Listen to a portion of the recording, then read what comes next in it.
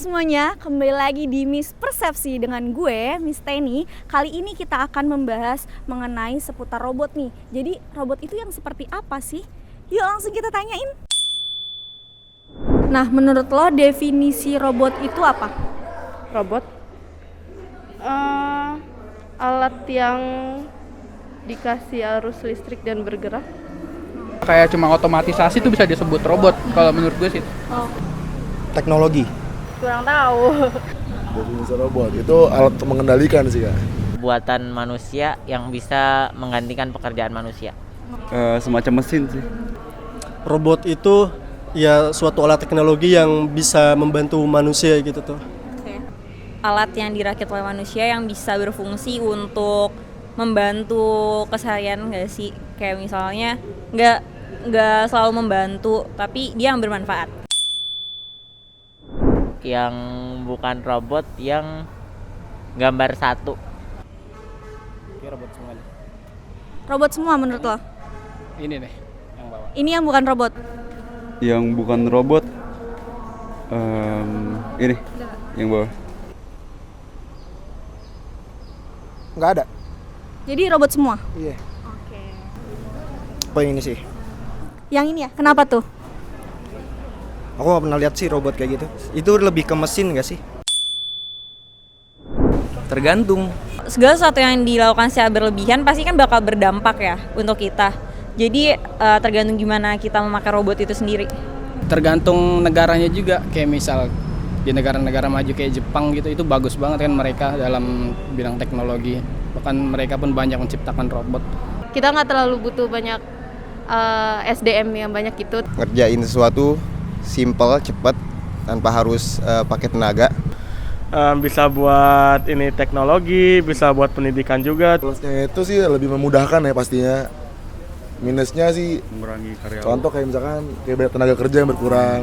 Menurut aku sih bakal bagus karena kayak kita nggak perlu menggunakan tenaga manusia lagi ke depannya. Lebih berbahaya. Bahaya untuk tenaga kerja mungkin. Kalau makainya berlebihan, maka itu berbahaya. Karena sekarang udah mulai ada teknologi AI yang bikin robotnya jadi punya otomatis gitu loh, jalan sendiri gitu. Tapi kalau sisi negatifnya mungkin ada segelintir orang yang menyalahgunakan kegunaan robot itu sendiri. Kalau misalnya bad way-nya kayak transformer gitu, misalnya dia nanti menghancurkan bumi, menghancurkan planet-planet. Ya mungkin alam semesta, nggak tahu. Bener nggak sih pendapat teman-teman mengenai robot tadi? Yuk kita langsung dengerin penjelasannya. Oke, ya kalau kita lihat dari semua gambar yang ada di situ, meskipun bentuknya berbeda-beda, tapi dia memiliki fungsi yang disebut dengan termasuk kategori teknologi robot. Ya, jadi kalau saya cerita tentang robot sendiri, kita lihat dari definisinya gitu ya. Jadi robot itu adalah suatu alat atau teknologi yang dia bisa bekerja secara otomatis ya, untuk melakukan kegiatan yang dapat membantu atau menggantikan aktivitas manusia. Jadi misalkan kegiatan manusia yang harus berada di suatu daerah yang berbahaya atau yang sulit untuk dijangkau gitu ya, itu bisa kita gantikan dengan alat gitu ya, itu yang kita sebut dengan robot gitu. Jadi penampilannya bisa saja tidak menyerupai manusia. Mungkin agak terkecoh dengan gambar yang ketiga karena bentuknya bulat saja gitu ya, tidak ada tubuh manusia yang bentuknya hanya bulat gitu ya. Jadi dapat terpikirnya itu tidak termasuk salah satu robot. Sebetulnya itu robot ya. Benda yang ketiga itu adalah vakum kan ya. Jadi itu alat yang digunakan untuk membantu manusia membersihkan rumah ya, sekitar dari kotoran gitu. Oke, ya jadi robot sendiri dia kalau dari asal katanya ya mungkin penasaran juga kenapa namanya robot gitu ya. Robot itu berasal dari bahasa Ceko yang robota gitu ya, kalau dalam tulisannya dia berarti labor atau pekerja. Jadi memang konsep awalnya adalah ingin membuat manusia tiruan gitu ya, yang bisa membantu aktivitas manusia.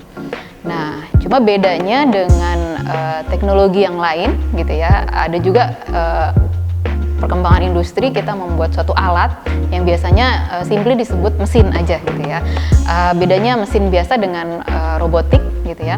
Itu kalau di robotik ada 3 hal ya yang menjadi unsur utamanya. Jadi yang pertama dia punya kemampuan untuk melakukan sensing atau untuk mendeteksi keadaan di sekitar.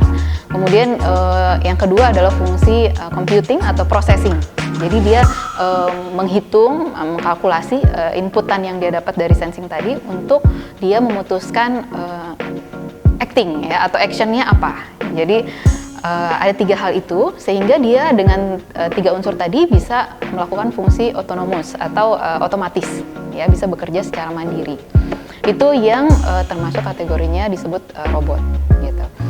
Jadi unsur utamanya ada 3 gitu yang tadi ya. Jadi kalau kita bandingkan dengan robot vakum tadi contohnya, itu dia punya 3 unsur. Yang pertama sensing, dia punya sensor jarak, dia bisa melihat ada benda di sekitarnya gitu ya, bisa melihat ruangan sehingga dia bisa berjalan mengelilingi rumah. Kemudian dari hasil sensing tadi dia menghitung, memproses di dalam prosesornya untuk bagian mana yang belum di vakum gitu ya, belum disedot debunya misalkan gitu, dan seberapa kuat nih harus menyedotnya gitu ya, karena mungkin area sini lebih kotor dibanding area yang lain gitu. Nah itu processing. Kemudian yang ketiga actionnya ya dia menyedot debunya tadi gitu. Jadi 3 hal itu membuat si alat ini bekerja secara otomatis gitu ya, sehingga disebut robot, masuk juga kategori robot. Oke, ya jadi seperti konsep awalnya ya, jadi robot itu diciptakan untuk memudahkan manusia, membantu kegiatan manusia. Banyak sekali yang paling besar gitu ya, yang paling luas aplikasinya itu di bidang industri. Jadi untuk di pabrik atau perusahaan yang menciptakan barang gitu ya, itu kan kita perlu operator yang misalkan contohnya untuk memindahkan barang ya. Kan kalau pabrik ribuan barang misalkan gitu ya, nah itu kegiatan yang berulang gitu ya. Nah itu biasanya dipakai robot untuk membantu memindahkan barang yang setiap hari itu dikerjakan. Dan kalau dikerjakan oleh manusia itu kan level kapasitinya cukup rendah ya, jadi bisa digantikan dengan alat saja. Jadi manusia bisa melakukan kegiatan yang lain gitu, yang lebih tinggi lah level kapasitas atau thinkingnya gitu. Nah itu bidang yang pertama, industri yang paling masif menggunakan robot. Kemudian bisa juga yang menarik untuk eksplorasi bumi dan ruang angkasa. Jadi untuk uji coba gitu ya, kita sebelum kita mendarat langsung manusia di sana, kita bisa mengirim tim yang diantaranya juga melibatkan robot gitu. Ada contohnya di tahun Agustus 2012, di situ ada robot namanya Curiosity, nama robotnya dinamai itu menjadi tim astronot yang terbang ke Mars gitu ya, itu menarik juga. Kemudian di dunia pertanian itu juga banyak digunakan untuk menyebarkan benih gitu ya, jadi kan luas. Jadi untuk kalau manusia yang ngerjain mungkin akan perlu waktu lama gitu, tapi kalau pakai robot itu bisa lebih cepat dan lebih rapi gitu ya, dengan akurasi dan presisi yang lebih baik. Kemudian di dunia kesehatan juga sudah mulai berkembang robot untuk operasi, jadi operasinya bisa dibantu oleh robot untuk secara otomatis gitu ya. Kemudian yang banyak juga dilihat atau ditemui atau sering menjadi bayangan ya bagi orang ketika mendengar nama robot gitu, itu untuk fungsi pelayanan atau juga hiburan gitu ya. Contohnya misalkan di hotel dia menjadi resepsionis untuk menyapa ya, jadi buat menjawab pertanyaan secara otomatis juga bisa, atau mengucapkan greeting, salam gitu ya, atau shake hand juga udah bisa kan gitu ya robot sekarang, jadi untuk menyambut tamu gitu ya, itu bisa dalam bidang pelayanan tadi. Atau robot yang menyanyi, menari, itu masuknya ranah entertainment gitu ya. Terus yang terbaru juga bisa untuk menolong orang dengan disabilitas, jadi mungkin ada kekurangan di anggota geraknya, jadi robot bisa membantu mengambilkan barang atau juga membukakan pintu misalkan gitu ya. Jadi itu salah satu aplikasinya untuk kegunaan membantu aktivitas manusia. Ada juga yang terbaru, kita bisa seperti berada di suatu lokasi yang kita tidak secara physically berada di sana gitu. Jadi misalkan WFH nih, kita ada di rumah tapi robot kita di kantor itu merepresentasikan kita. Jadi mungkin nanti bisa ditampilkan gambarnya, foto saja kita di sana dengan semacam kaki gitu ya, bentuk robotnya simple saja, lalu dia bisa berjalan bertemu dengan orang, berkeliling di kantor dan seterusnya. Semacam teleport lah ya kalau kita istilahkan. Jadi kita bisa datang ke suatu tempat tanpa kitanya berada di sana gitu. Gitu. Mungkin contohnya seperti itu ya penggunaannya. Dan kalau dari bentuk, tentu tidak hanya yang menyerupai manusia, tapi semakin kesini semakin orang membuat robot yang lebih mirip dengan manusia gitu ya. Tapi banyak juga yang membuatnya menyerupai bentuk hewan atau bio-inspired machine ya, biasa disebutnya gitu. Jadi seperti kupu-kupu atau seperti kumbang gitu ya. Nah itu orang mulai juga banyak mengembangkan robot yang ke arah sana. Biasanya misalkan untuk menjelajah ke area yang sulit kalau manusia, misalkan apa ke hutan gitu ya. Nah itu dikirimlah si hewan yang bentuknya lebih kecil. Kalau robot yang bentuknya manusia masuk ke hutan atau ke tempat yang spesies terbatas kan malah ribet gitu ya. Jadi dibuatlah yang ukurannya kecil. Jadi mengambil juga fungsi atau karakteristik geraknya dari hewan. Misalkan burung kan bisa terbang ya, kita bikin juga semacam drone robot yang bisa terbang. Nah itu kan mengikuti prinsip geraknya dari hewan, kurang lebih kayak gitu, yang disebut bio-inspired machine gitu, atau robot. Oke, jadi kalau bicara robot yang kalau saat ini kita udah disajikan dengan yang high tech gitu ya, yang udah dengan fungsinya luar biasa, bisa bergerak sana sini, mungkin lompat atau juga bahkan mensensing bau, warna dan lain-lain gitu ya. Jadi historinya robot itu konsep dasarnya itu sudah diperkenalkan dari zaman awal abad pertama Masehi bahkan. Di sini dari satu referensi saya temui ada ilmuwan Arab namanya Al-Jazari, itu membuat konsep robot pertama ya yang berfungsi untuk memainkan alat musik. Tapi pada saat itu masih mekanik ya, maksudnya belum dengan elektronik, karena pada saat awal pertama Masehi itu belum muncul tuh ilmu tentang elektrik ya, tentang elektronik. Nah itu jauh sekali gitu ya, sudah ada konsep itu. Kemudian Leonardo da Vinci juga mungkin sudah terkenal dengan lukisannya, tapi ternyata dia juga membuat konsep tentang robot ya, atau manusia tiruan katakanlah gitu ya. Itu digambarkan sebagai seorang prajurit, tapi prajuritnya itu mesin gitu. Nah itu dia digambarkan bisa mengikuti aktivitas manusia, duduk, berdiri, bergerak, menggerakkan tangan dan seterusnya gitu. Nah sampai di tahun 1550 sekitar 1500-an itu mulai dibentuk ya dalam bentuk mungkin prototipe gitu ya istilahnya, robot kayu atau boneka mekanik yang bisa menuangkan teh. Waktu itu ada yang salah satunya dari Jepang. Nah setelah masuk ke abad atau di tahun sekitar 1950-an itu dimana elektronik sudah mulai ada ya. Nah itu robot pertama kali yang dirancang itu sudah masuk era robot modern gitu ya. Robot pertama kali yang mulai digunakan untuk di industri itu disebut Unimate. Itu dirancang pertama kali oleh American engineer atau engineer dari Amerika waktu itu. Itu masih berupa lengan robot gitu ya, masih hidrolik, tapi sudah dikendalikan secara elektronik untuk memindahkan barang gitu ya, benda gitu. Nah penemuan itu yang mulai dipasarkan ya dengan di bawah perusahaan Unimation namanya. Itu perusahaannya dan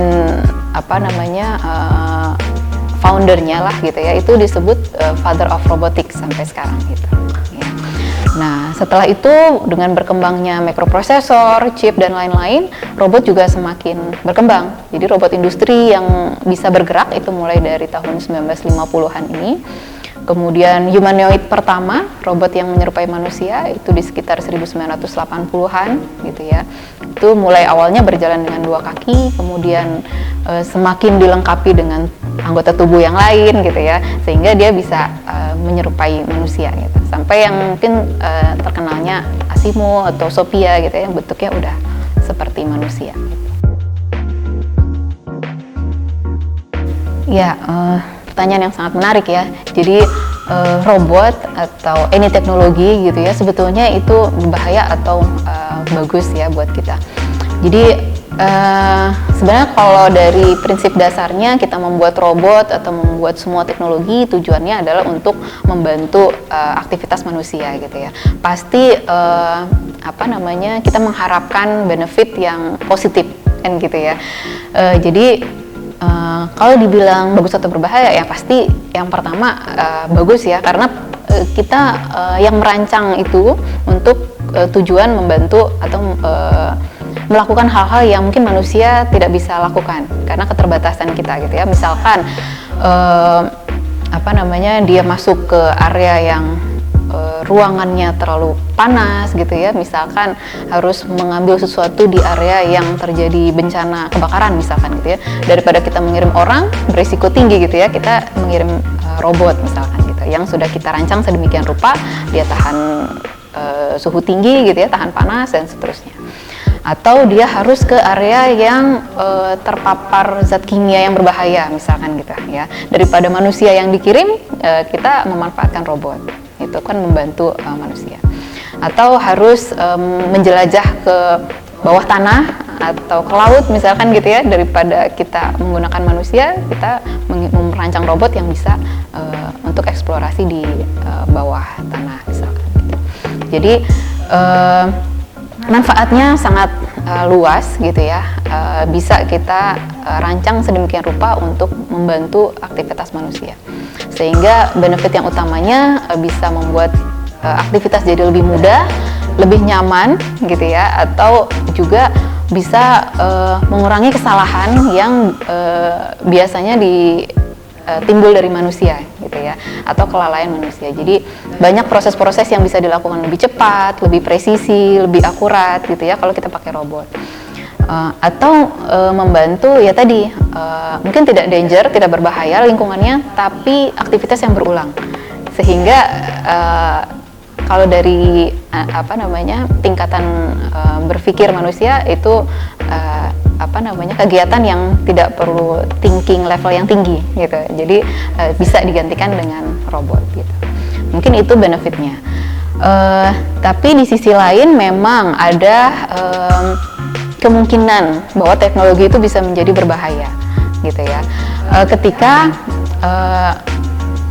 perintah atau program yang kita rancang di dalam robot tadi itu terjadi miss, rusak, atau pokoknya intinya dia bekerja tidak sesuai dengan perintah gitu ya. Misalkan dia harus membawa sesuatu yang berat, tapi dia tidak bisa menghandle atau programnya crash, rusak gitu ya, akhirnya jatuh, akhirnya malah menimpa sesuatu. Nah itu kan jadi berbahaya. Nah kondisi berbahaya atau membahayakannya itu di faktor itu gitu ya. Kemudian ya satu lagi, memang bisa juga teknologi disalahgunakan ya oleh orang yang merancang tujuan dari teknologi tersebut gitu ya, itu kurang bertanggung jawab lah bisa dibilang gitu ya. Jadi untuk kepentingan yang merugikan. Nah itu memang bisa juga menjadi hal yang berbahaya. Tapi kalau dalam membuat suatu teknologi, ada badan hukumnya, ada asosiasinya gitu ya, yang menaungi teknologi apa nih yang ingin dikembangkan. Nah biasanya itu yang menjadi guidance ya, atau koridor ya, sejauh mana dia bisa bereksplorasi dengan teknologi.